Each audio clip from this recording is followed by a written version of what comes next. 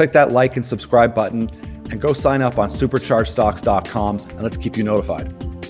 Hey everyone, it's Andrew with Supercharged Stocks. We're catching up with Bell Copper. It's been a couple years, but we've got Dr. Tim Marsh. This is a very interesting conversation because he's going to walk us through the need for copper, this desperate need for copper, and what Bell Copper has been up to. It's been a couple years, but it's been a big shift. Lots have been happening, and they're on to some huge targets, 6 kilometers of size. This is a giant porphyry. And believe me, we need copper. If you like your video games, you like your cars, you like just turning on the light switch, and you believe in this 5G, fourth industrial revolution, where we're using electricity, it was our main kind of homestay for energy, well then you need a ton of copper. So come check it out. Let's find out what Dr. Tim Marsh has to say.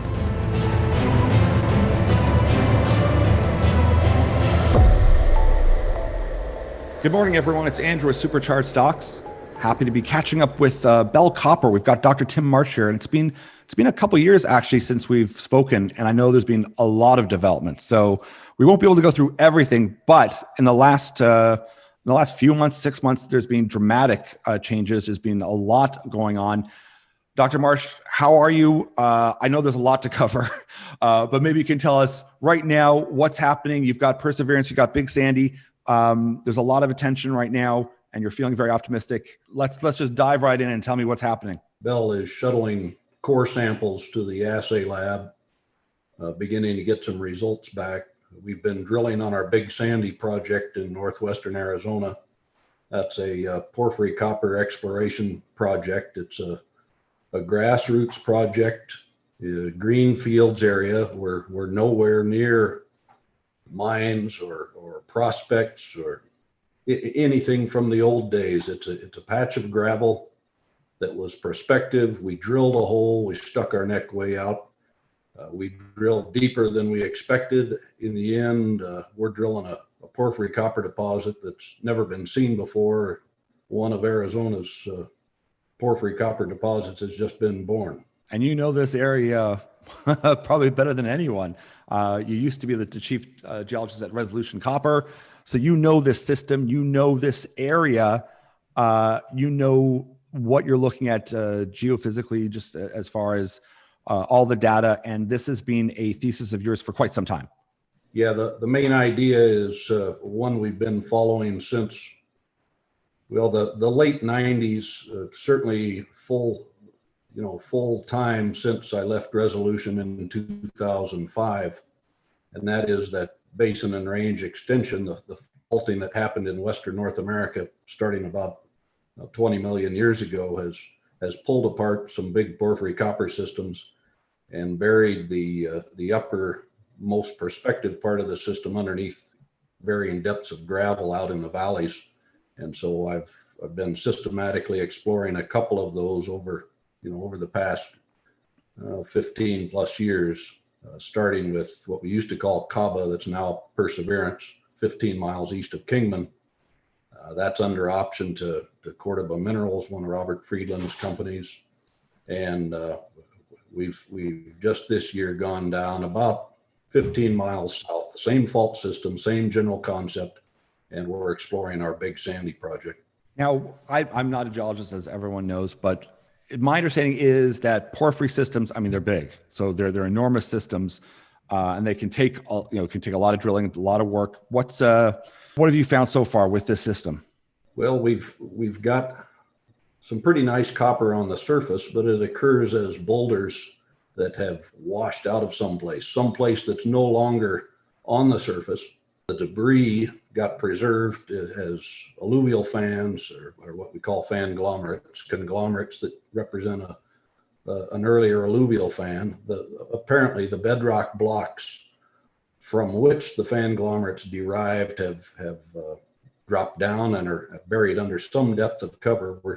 We're just beginning to understand what that cover looks like, how thick it is, trying to figure out where it thins and where that bedrock might be closest to surface for follow-up drill holes. You've got this relationship with Mr. Friedland here through Cordoba. They're doing some of the geochem work. Is that what they're doing, or some of the surveying, or what's the role that they're taking or partnering with you in? Really earning into a majority position there. They're doing everything it takes to secure a significant patch of ground, determine where the geophysical anomalies are, where drilling has been good. So they're doing a lot of corporate stuff right now just to make sure their house is in order for the big plans that Robert seems to have for Cordoba in Western North America. And Perseverance is just part of that, but it's a big porphyry copper system, and so they're doing the things to tidy the situation up, before they really hit it hard and begin drilling. We expect that to happen this year. And just to take a step back for some of the generalist viewers that would be watching, that would be watching for me, I always take it for granted how absolutely critical copper is, especially today in light of this big shift in energy towards the electrification of everything. People immediately think just of Tesla as just, cars and that's it. But really, if you want to talk about any of this big shift and change that, whether it's the Biden administration or it's the World Economic Forum, whoever, they want to see this shift in energy. And that means an exceptional amount of copper, and the demand for it, the control of it, and the use of it, that's pretty critical. I mean, we need to have from some big systems and coming online to match or to meet the expected demand. Just for someone who's general, what's your take just on the commodity itself? Where do you think it's going in the next few years? Yeah, I think it's going straight up. Yeah. Whether the people who are demanding it realize it or not, they got to be careful what they ask for. They just might get it. And in the process of electrifying the world, massive amounts of copper have got to come out of the ground. That requires big holes, turning a lot of rock into a lot of very fine sand, extracting the minerals. That's an energy intensive process. I don't think you can do it by spinning windmills or collecting photons from the sun. It's a tremendously energy intensive process, but that's what we've been tasked to do. And it's going to require a lot of copper. I heard a statistic yesterday from a buddy over at BHP. He said, everybody talks about lithium batteries. What they don't realize is there's more copper in a lithium battery than there is lithium. So however you slice it, whether it's lithium batteries or long strings of copper conductor, there isn't a substitute. It's copper. Silver's too expensive. Aluminum doesn't work. You overheat the wires and have fires. So copper is the metal. Exploration has been pretty seriously underfunded for new copper deposits. Big ones haven't been found. There's been a lot of brownfields expansions that are really important, and they've been keeping us in new copper. But those brownfield opportunities are getting deeper and yes, a lot harder to get out. So new discoveries have to be made. The folks at Rio Tinto say something like Escondida's got to be discovered. Escondida, the world's largest copper deposit, has to be discovered every year. Yes. And Bell intends on being part of that pipeline of new discoveries to keep the majors in copper for the next 50 or 100 years. And having it in a friendly mining jurisdiction like Arizona, but also in North America, specifically even US to some degree, I think that bodes well for everyone. I mean, my kind of whisperings is all the majors are coming home. They want to find things in North America in particular, if they can, or even South America. But certainly you're in the right jurisdiction. You've got great partners, neighbors, lots of infrastructure. I mean, there's a lot there to set the table. And you've been able to raise some money lately as well. So there's lots of market acceptance, acknowledgement that it's coming along. What's the next steps? Where's the urgency? If someone's just looking at you now and says, okay, I get it. I get the copper story, get the copper angle. Why you guys now? Why am I looking at Bell right now? What's the exciting opportunity with you? It is that we have 4 drill pads permitted over a very large electrical conductor. We ran an MT survey in the late summer and found a magnetotelluric conductor that's on par with the big porphyry copper deposits in the world. Looks very similar to anomalies that have been mapped over Bingham Canyon, over Resolution, big systems. So we've got a very significant geophysical target.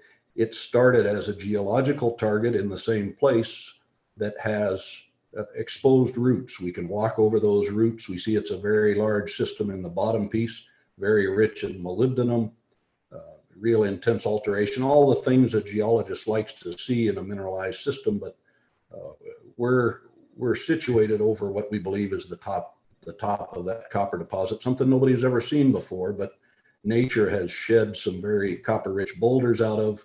We've got drill pads on it. We've drilled our first hole. We've actually got porphyry copper and all the kinds of veins that geologists describe in porphyry copper deposits. It's in the core box. It's in the assay lab. We're not looking for an ore grade intersection out of this first hole, but we're quite close to the part of the system where those types of intersections may be found. And these are the stories that people want to hear too. It is that new discovery. There's lots of repurposed or renovation stories out there, and they can be exciting. But whenever it's a new discovery, and we're talking about a major, hopefully major discovery. This isn't just a small economic grade type of view. This is the blue sky potential. And it is attracting a lot. It is attracting the attention as well now. So this is what's so great is that you've built it up over the last, especially year and a half since we've last talked. That people are certainly encouraged by the results, by all the data that's coming across, and the thesis is being proven up. And we're getting close now because we've got these 4 pads going. We're gonna have a lot more data from that. And what I'm hoping is that this whole kind of silver to 1,000 big thing that's happening in the market, and that I'm hoping to kind of steal some people over to go, great, you're looking at silver, that's wonderful. But if you're really serious and you like that, just take away the trade part, you need to be looking at copper, because if you want to have all of these things, especially with the young kids at GameStop and they like their video games, you can't play any video games. You can't be on your computer. You can't do any of it without copper. So if you can steal them away and to refocus them to go, oh, I never really thought of it that way. You might be able to harness some of this new energy that's into the market, that has free time, and that's really, really motivated to go, I get it. You guys are the R&D for a lot of these companies. And if you find something, it's enormous. But it is just R&D. I mean, and you have to fund R&D. If you don't, there's no discoveries, there's no furtherment, there's no increased energy supply, there's nothing. So I kind of liken this to attracting people to be excited about the market and look at these R&D stories that have right management. They've done the right thing for the company over time, which you guys have, and you've built up a thesis that is coming together. It isn't just, we think there's something here and then we shift and we do something else, we change commodities. You've proven up a thesis, it's coming together, it's looking good. And all along that curve, you get growth. But right now we're at a crux where there is this shift where people are paying attention, they're getting interested, and hopefully we can pivot people into looking at mining. And it is, maybe you can tell me, there's a bit of that disconnect of, where does energy come from? Like, some people try to think, it either just appears, it just comes from the water, from running water under here, or whatever, or it comes from the sun. We just get it from the sun, and it's just in these, they don't really understand how it all comes together. So what have you found lately as well? Have you found that people are paying a bit more attention? I think they got a big wake up call back in March when they went to the store to get some toilet paper and it wasn't there. Yes. Bell put together a little video segment on the supply chain management and where do things come from. By and large, they don't come from stores. They come out of the earth. They're manufactured by things made out of metal. If you're wearing cotton clothes, the cotton was grown in a field. Everything that turned that cotton into something you would like to wear was made out of metal. That metal comes out of the ground, and it's a very energy intensive process to turn rocks into metal. One of the other aspects of supply chain management and the effect of this pandemic on our business, the mining business, the exploration business, the majors haven't been out there cracking the same rocks. They've been sequestered. They've been sitting on their hands. They have very big plans. They're hiring people. They're hiring people to sit on their hands and wait for the green light to go out and start doing work again. We've done our exploration work. We've done our drilling. We've done it safely. We haven't been getting people sick. We've been making progress. As a result, the people who have been able to sit at home at the major mining companies and do their work from home on a computer, they have picked up ground around us. We've got all the ground we need for our target, but we're now surrounded on 3 sides by different major 3-letter acronym copper mining companies. They know what we're doing. They can't do anything about it. They can't get people out on the ground. They have to, for the time being, sit and watch what we're doing, read the press releases just like everybody else. Bell is the company out there finding something new, putting new core in the box, seeing new copper veins that nobody's ever seen before. And that story will grow over the coming months as we drill more. There is that sense that this sector is starting to move, and the sooner people position themselves in ahead of this kind of growth in this curve, the better, because it doesn't take a lot of money really to move, especially a junior sector in mining. And now that people are paying attention to it, whether because of GameStop and hashtag Silver1000 or whatever, it's a perfect time to grab hold of people and say, listen, it's like Warren Buffett says, if you find an inefficient, undervalued sector and market, grab that one. Look at it. And this is cyclical, and do we need to use this stuff? Yes. So I'm hoping that we can quickly grab these people's attention and motivate them to look at companies like Bell that have massive systems that you're looking at, because this is, it's the blue sky potential. It's the stories that people like to hear. And there's been a lot of data and a lot of work done up until now to make people feel comfortable, which is always key in junior markets, in what you've done and what the data is, just to help kind of educate me as well as some of the generalist viewers. You want to pull out those crystals because you want to see if you're chasing the same aged rock. That's exactly right. If the theory is right, the theory that got us drilling deep holes in gravel in the first place, if the theory is right, those rocks should be identical in age. They are pieces of the same thing. If we did our work right, if we're really onto something new, that thing is big. It's 6 kilometers across. There's a lot of opportunity for discovery within that size of a target. So I really appreciate you taking the time. We're really looking forward to seeing as this continues to develop. I look forward to checking in with you in a couple of weeks or a couple months to see where things have developed and where the targets are kind of being focused in on. And I really appreciate you taking the time to help get us to understand the need for copper and how things are going over at Bell. Thanks for the time. I appreciate the opportunity to talk to you, Andrew. Click that like and subscribe button and go sign up on superchargedstocks.com and let's keep you notified.